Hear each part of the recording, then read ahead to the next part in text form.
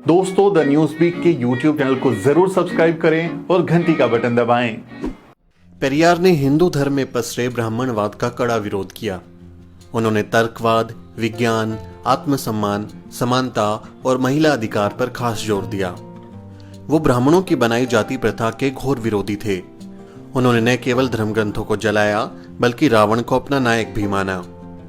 UNESCO ने पेरियार को नए युग का पैगंबर, दक्षिण पूर्व एशिया का सुकरात, समाज सुधारक आंदोलन का पिता, अज्ञानता, अंधविश्वास और बेकार के रीति रिवाजों का दुश्मन कहा है। आइए आपको पेरियार के वो 15 विचार बताते हैं जिन्हें सुनकर ब्राह्मणवादियों को मिर्ची लगती है। दुनिया के सभी संगठित धर्मों से मुझे सख्त नफरत है। उन देवी देवताओं को नष्ट कर दो जो तुम्हें शूद्र कहें। उन पुराणों और इतिहास को ध्वस्त कर दो जो उस देवता को शक्ति देता हो। शास्त्र, पुराण और उनमें दर्ज देवी देवताओं में मेरी कोई आस्था नहीं है, क्योंकि वो सारे के सारे दोषी हैं। मैं जनता से उन्हें जलाने और नष्ट करने की अपील करता हूं। मैंने सब कुछ किया। मैंने सभी ब्राह्मण देवी देवताओं की मूर्तियां तोड़ डाली, तस्वीरें भी जला दी। लेकिन अगर फिर भी मेरी सभाओं में मेरे भाषण सुनने के लिए हजारों लोग इकट्ठा होते हैं तो ये साफ है कि स्वाभिमान और बुद्धि का अनुभव होना जनता में जागृति का संदेश है। ब्राह्मण हमें अंधविश्वासी बनाने के लिए तैयार करता है। वो खुद आरामदायक जीवन जी रहा है लेकिन तुम्हें अछूत कहकर निंदा करता है। मैं आपको सावधान करता हूं कि उनका विश्वास मत करो। ब्राह्मणों ने हमें शास्त्रों और पुराणों की सहायता से गुलाम बनाया है। अपनी स्थिति मजबूत करने के लिए उन्होंने मंदिर, ईश्वर और देवी देवताओं की रचना की। सभी मनुष्य समान रूप से पैदा हुए हैं, तो फिर अकेले ब्राह्मण ऊंचा कैसे हो सकता है और बाकी लोग नीच कैसे हो सकते हैं?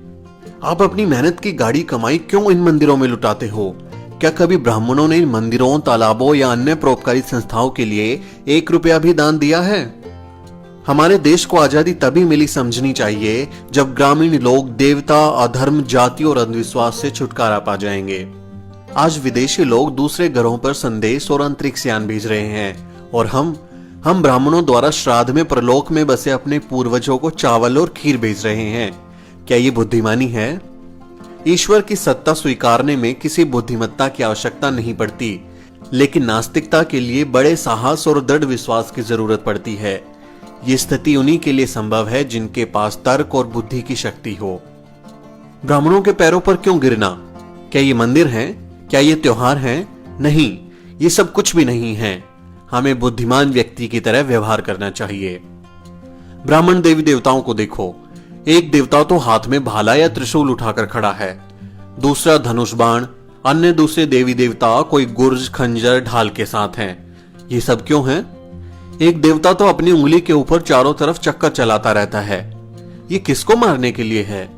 हम आजकल के समय में रह रहे हैं। क्या ये वर्तमान समय इन देवी देवताओं के लिए सही नहीं है? क्या वे अपने आप को आधुनिक हथियारों से लैस करने और धनुष बाण की जगह मशीन गन या बंदूक धारण क्यों नहीं करते?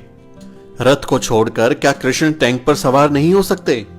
मैं पूछता हूं कि जनता इस परमाणु युग में इन देवी देवताओं के ऊपर विश्वास करते हुए क्यों नहीं शर्माती? द्रविड़ कड़गम आंदोलन का क्या मतलब है? इसका केवल एक ही निशाना है कि इस आर्य ब्राह्मणवादियों और वर्ण व्यवस्था का अंत कर देना, जिसके कारण समाज ऊंच और नीच जातियों में बांटा गया है। द्रविड़ कड़गम आंदोलन उन सभी शास्त्रों, पुराणों और देवी देवताओं में आस्था नहीं रखता जो वर्ण तथा जाति व्यवस्था को जैसे का तैसा बनाए रखे हैं। पेरियार साहब की ये बातें सुनकर ब्राह्मणवादी जल भुन जाते हैं। पेरियार के इन महान विचारों को अपने साथियों के साथ साझा करें।